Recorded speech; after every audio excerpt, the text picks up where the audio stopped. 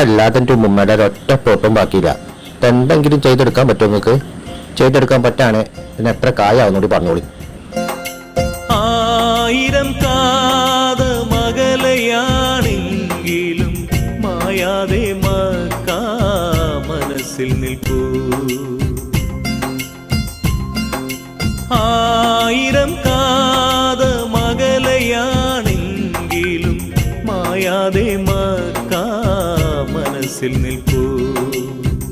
ലക്ഷങ്ങളെത്തി നമിക്കും Medina Akshaya ജ്യോതിസിൻ പുണ്യഗേഹം Safa മാർവാ മലയുടെ ചോട്ടിൽ സാഫല്യം നേടി തേടിയൊരെല്ലാം